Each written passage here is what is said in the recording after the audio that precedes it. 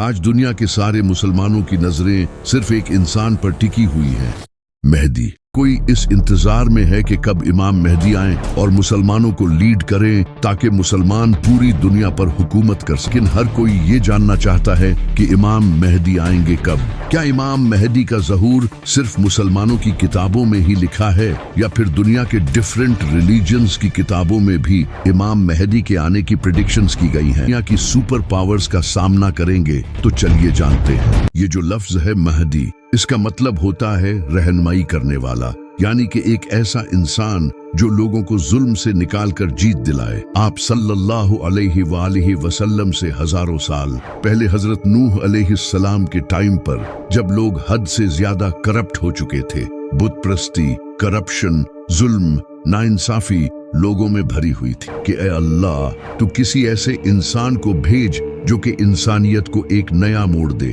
तो अल्लाह ने उनकी दुआ कबूल की और इनमें हजरत नूह अलैहिस्सलाम को भेजा। उन्होंने इन लोगों को 950 सालों तक वार्न किया, लेकिन इंसानियत बदतरीन हो चुकी थी। तो अल्लाह ने हजरत नूह अलैहिस्सलाम को एक कश्ती बनाने का हुक्म दिया। हजरत नूह अलैहिस्सलाम ने कश्ती तैयार की और हर स्पीसीज के जानवर को अपने साथ ले लिया, जिसके बाद एक बड़ा फ्लड आया जिसने इन लोगों को खत्म कर दिया। और इसके बाद हजरत नूह अलैहिस्सलाम ने अपने फॉलोअर्स के साथ एक नई शुरुआत की। हजरत नूह अलैहिस्सलाम के कई सदियों बाद फिर से इंसानियत बुत प्रस्ती में पड़ गई। उस वक्त की बुक्स में भी ये लिखा था कि एक ऐसा इंसान आने वाला है जो कि अल्लाह का दोस्त होगा, जो कि हजरत इब्राहिम अलैहिस्सलाम थे। फिर हजरत इब्राहिम अलैहिस्सलाम ने बुत प्रस्ती को छोड़कर तौहीद बयान की और लोगों को हदायत दी। बनी इसराइल इजिप्ट में बड़ी तादाद में बढ़ने लगे और ग्रो करने लगे, लेकिन उस वक्त इजिप्ट पर फिरौन की हुकूमत थी। फिरौन को बनी इसराइल से खतरा महसूस हुआ और इसने बनी इसराइल को अपना गुलाम बना लिया और इन पर बहुत जुल्म किया कि तू ऐसा नबी भेज जो हमें इस गुलामी से आजाद करे। तो अल्लाह ने इनकी तरफ हजरत मूसा अलैहिस्सलाम को भेजा। हजरत मूसा ने फिरौन को डिफीट करके बनी इसराइल को आजाद किया। हजरत मूसा अलैहिस्सलाम से कई सदियों बाद हजरत ईसा अलैहिस्सलाम का वक्त आया। बनी इसराइल एक मसीहा के इंतजार में थे और इनकी बुक्स में भी उसके आने की खबरें लिखी थी, जो कि आज भी बाइबल में लिखी हैं। और फिर वो मसीहा हजरत ईसा अलैहिस्सलाम की सूरत में आया। तो अल्लाह ने हजरत ईसा अलैहिस्सलाम को आसमानों पर उठा लिया। हजरत ईसा अलैहिस्सलाम के बाद यहूदी भी उस नबी का इसी तरह इंतजार करते थे जिस तरह आज मुसलमान इमाम मेहदी का इंतजार करते हैं। यहाँ तक कि आज भी बाइबल में वो प्रेडिक्शंस लिखी है। इसके बाद फिर नबी सल्लल्लाहु अलैहि वसल्लम ने ऐलान नबूवत किया। इमाम मेहदी के इस कॉन्सेप्ट को नहीं मानते थे। इनका ये कहना था कि ये कॉन्सेप्ट मुसलमानों ने यहूदियों और क्रिश्चियंस से लिया है। जब अब्बासी खिलाफत के दौर में मुसलमानों पर जुल्म हो रहा था, तब मुसलमानों में ये कॉन्सेप्ट फैलने लगा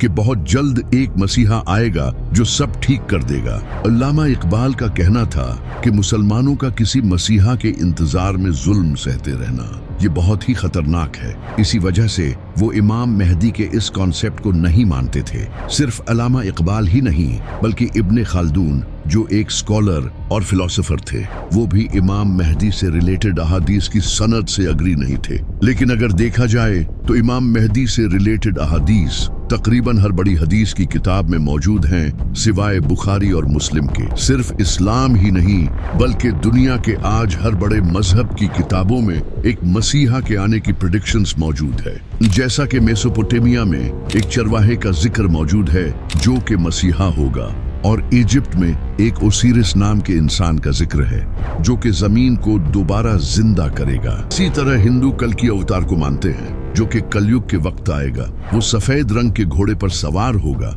और इसके हाथ में तलवार होगी जो कि जुल्म के खिलाफ लड़ेगा और पूरी दुनिया में दीन फैलाएगा। बुद्धिज्म में भी एक मैत्रेय नाम के इंसान का जिक्र है जो कि उस वक्त आएगा जब लोग दीन से फिर जाएंगे। वो सच फैलाएगा और दुनिया को सीधी राह दिखाएगा। इसी तरह यहूदी भी अपने मसीहा को मानते हैं जो कि फ्यूचर में आने वाला है, लेकिन उनका वो मसीहा दज्जाल होगा जो कि इन्हें लीड करेगा और थर्ड टेम्पल को बिल्ड करेगा। वही क्रिश्चियंस हजरत ईसा अलैहिस्सलाम के नज़ूल को मानते हैं, जिन्हें मुसलमान भी मानते हैं। और इस्लाम में भी इमाम मेहदी का कॉन्सेप्ट खुद बनाया नहीं गया, बल्कि ये सही हदीसों में मौजूद है।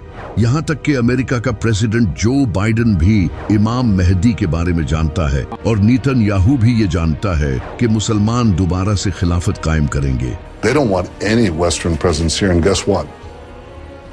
Increasingly, they don't want any Western presence here either. They have dreams of reestablishing the caliphate. लेकिन यहाँ सबसे बड़ा सवाल यही है कि आखिर किस तरह इमाम मेहदी इस दुनिया की बड़ी पावर्स को चैलेंज करेंगे, जिनके पास एडवांस वेपन्स हैं, We have the strongest economy in the world.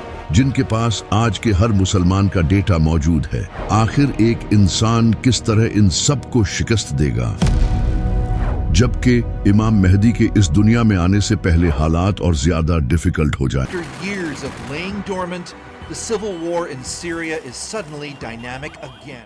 दज्जाली निजाम आ चुका होगा, ग्रेटर इसराइल बन चुका होगा, जिसे खुद नेतन्याहू ने पूरी दुनिया के सामने शो किया है। The whole Middle East changes.